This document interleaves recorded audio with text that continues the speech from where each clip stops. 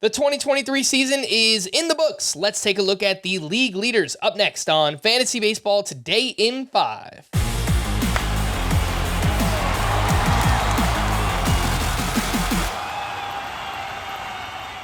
Welcome into FBT in 5 on Tuesday, October 3rd. I am Frank Sample, joined by Scott White.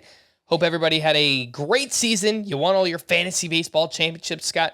Let's take a look at the league leaders, starting with batting average. Luis Arraez led all of baseball, 354. He won the NL batting title. Yandy Diaz had a 330 batting average, won the American League batting title just ahead of Corey Seager. And this past season, we had 9 qualified hitters with a batting average over 300. Last year, 11 qualified hitters with a batting average over 300. This doesn't really make much sense because batting average and BABIP went up this year, yet we had less 300 hitters and less 280 hitters than a year ago. Yeah, and it was significant improvement in league-wide BABIP. So, yeah, you would expect to see that more at the high end, but apparently it elevated more at the low end.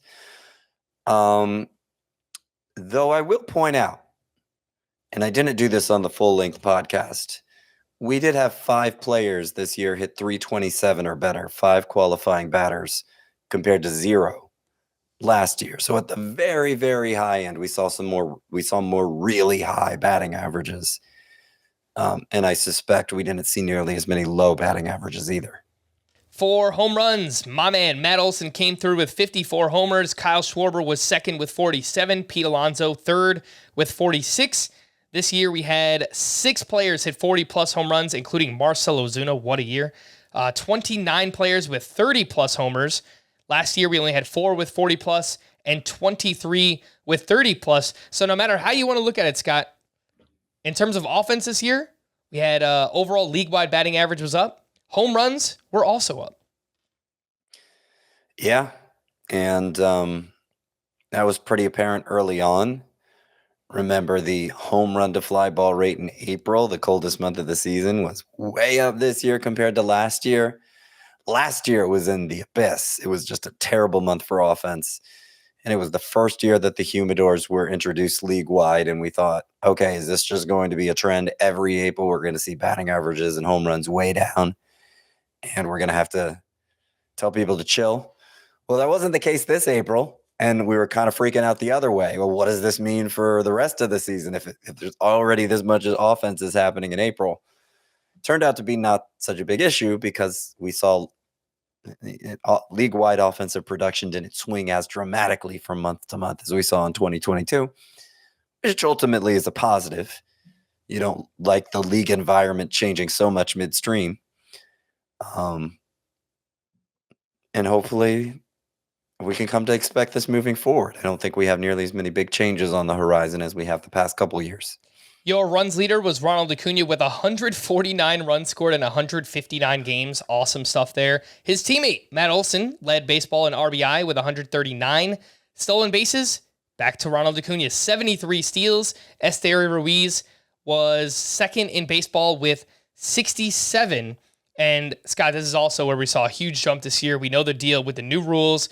We had 18 players with 30-plus steals, 51 with 20 or more steals.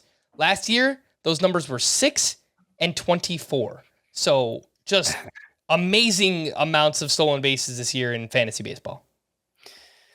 Yeah, and to look at the league-wide total, there were roughly 3,500 steals this year.